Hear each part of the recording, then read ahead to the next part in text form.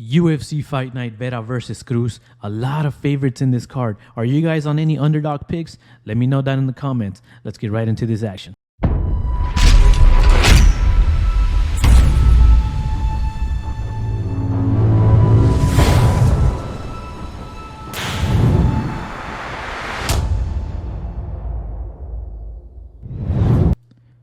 All right, what's going on, everybody? This is your boy CeeLo, and we're back at it again. UFC Fight Night, Vera versus Cruz, a main event with implications in the bantamweight division. But that's not all we got today. You know, as I said in the introduction, we have a lot of favorites on this card. So where are we gonna get sneaky? Where are we not gonna get sneaky? You know, should we just follow these lines? We'll get into all that action in just a second. But before we get into all that, please leave a like, please leave a comment, subscribe to my YouTube channel, go down to my Instagram at CeeLo Studios Presents. The link, everything will be down in the description below. But without further ado, let's get right into this action. And as I said before, are you guys on any underdog picks? Let me know. It's a sneaky card to get to choose your underdog. So I'm on one, but not too confident in it. But we might sprinkle some money here and there. So without further ado, let's get right into this action. And with our first pick, here we go to the welterweight division. I believe this is the curtain jerker of the card. I'm not sure. Jason Witt versus Josh Quinlan. The Maverick and the Vanilla Gorilla. Right off the bat, we're seeing here the discrepancy in the records. You have the Maverick 5-0. Never tasted defeat. And then we have the vet, Jason Witt, 19-8. He's been in there with some top contenders in the welterweight division. We also see an age discrepancy here. The Maverick, huge prospect. They had him in the contender series. Unfortunately, it ended like on a DQ or a no contest, But I do believe he was well on his way to win that fight. And not only win that fight, dominate that fight. And even like that, that's why they brought him into the UFC. They want to see what he can do. Heavy striker, but make no mistake about it, he has some ground game as well. He has about a couple submissions on his record in his short-lived career. But on the other side of the octagon, Jason Witt, the Vanilla Gorilla, experienced, the much older man. He showed his grit, he showed his heart. And one thing I like about him is that he's training at Glory MMA and Fitness. The guy with James Krause and the guys down there. They do it right. We saw what they did with Brandon Moreno in that short amount of time.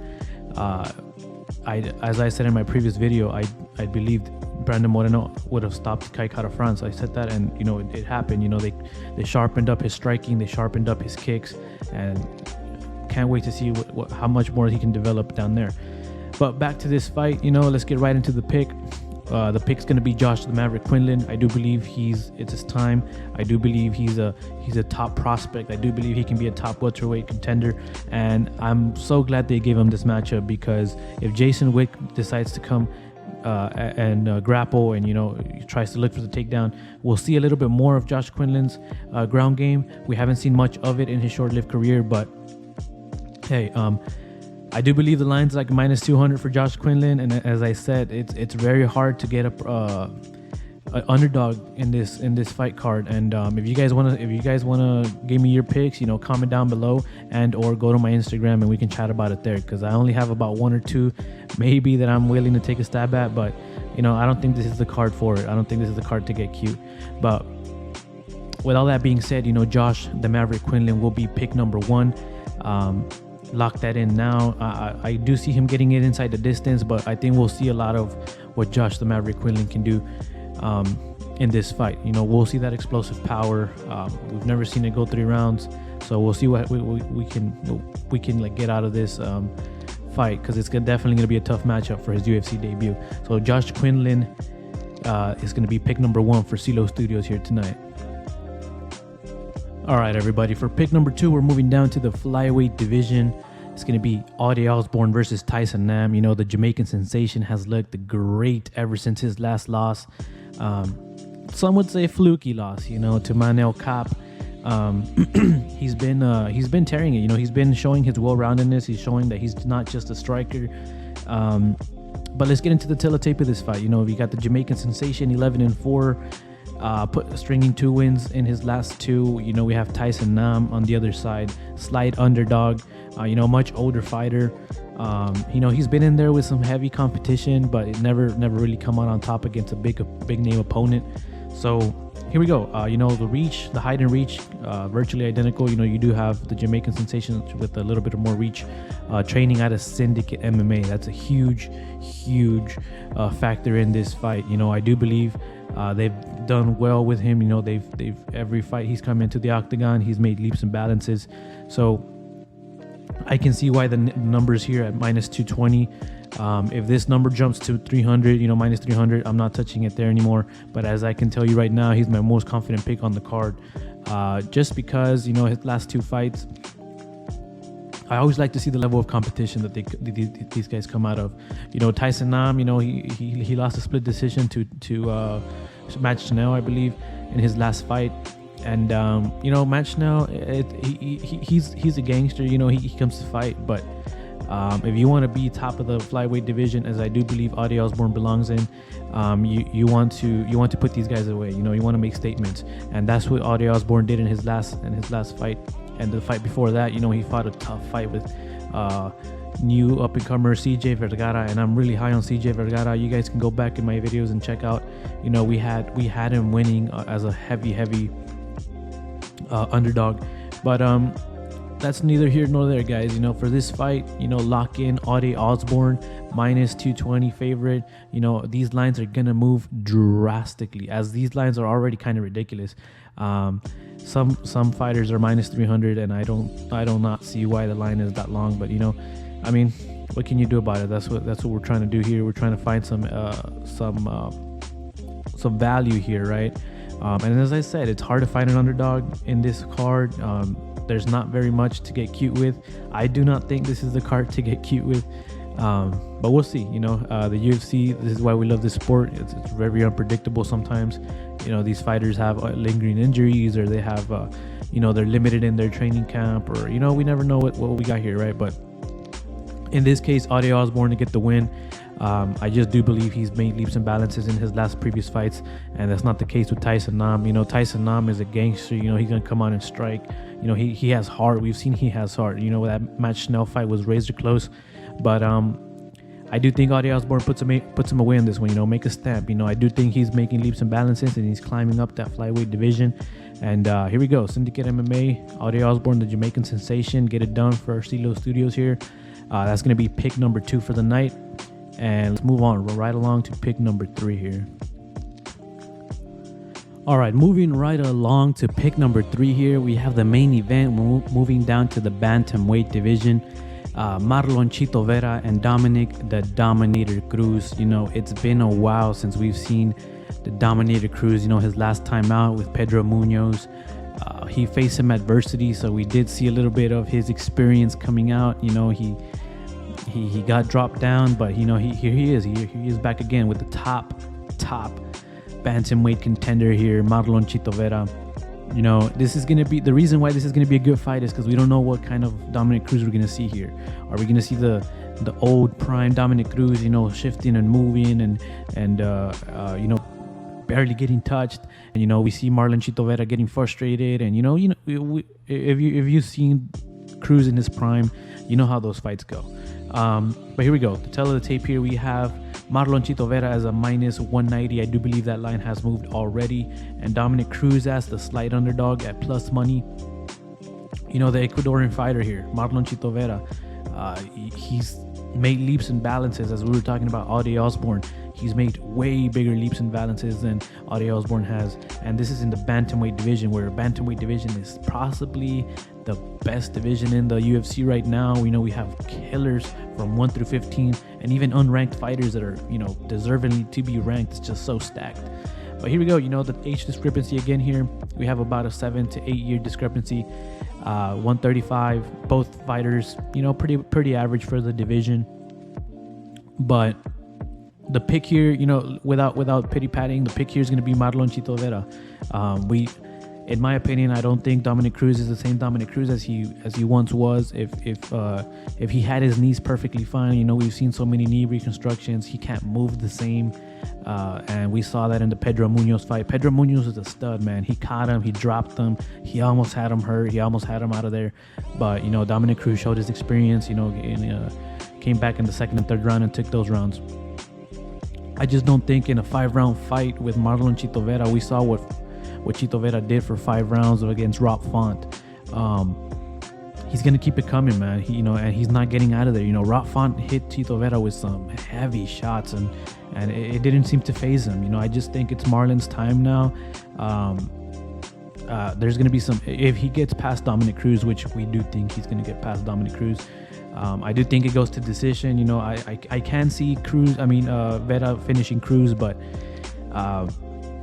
we're just going to take his money line. We're not going to take any props here because we just don't know what Cruz we're going to see. But that's neither here nor there. We're taking Marlon Chito Vera money line, at those odds. I do believe these lines are going to move. Again, another favorite that we're taking. Why? Because it's not a card to get sneaky with your underdogs.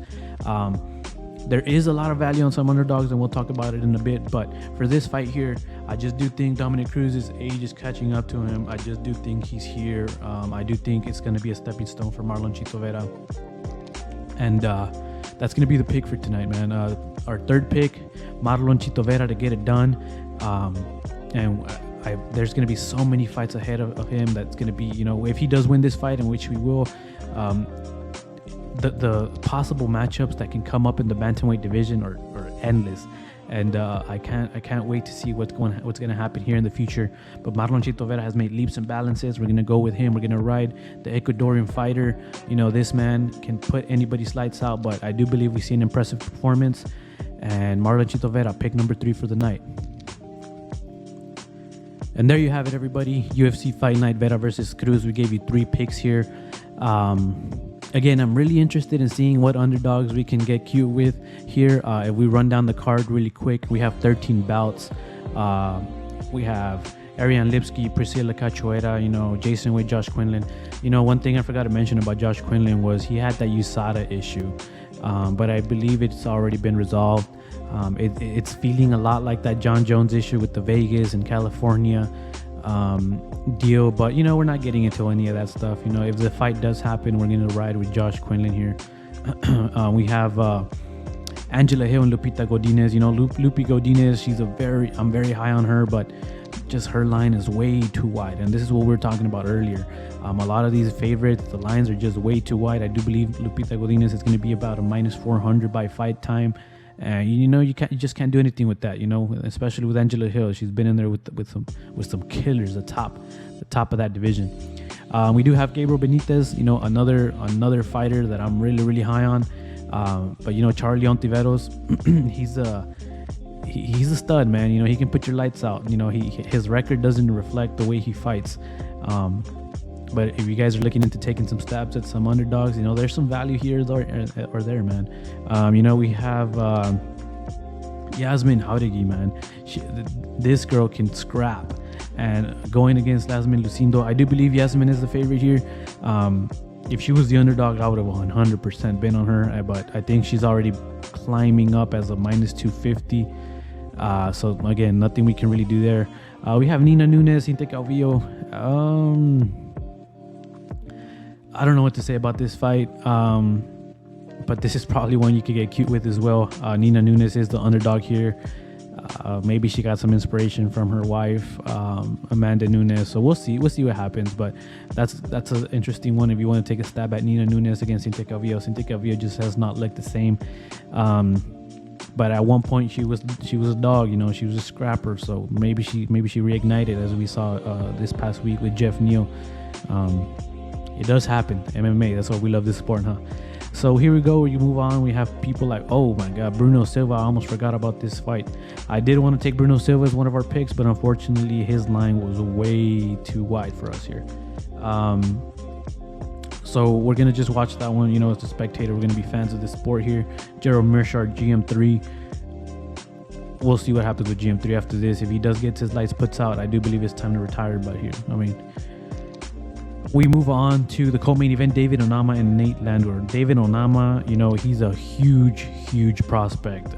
He can put your lights out. I do believe he's a heavy favorite at this point.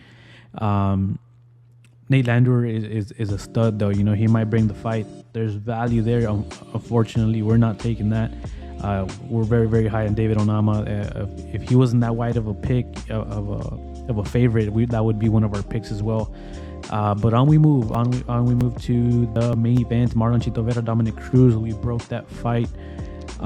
We broke that fight down. So here we go, man. This is gonna be a solid San Diego card. Can't wait for the main event, and I do see us being a perfect 3-0, man. These I know these guys are heavy favorites, but hey, man, sometimes it's just not the time to get cute with some of these picks. It's very, very hard to find some underdogs in this card. I do believe the lines have been moving every day significantly. So those are going to be the 3 picks for us today here.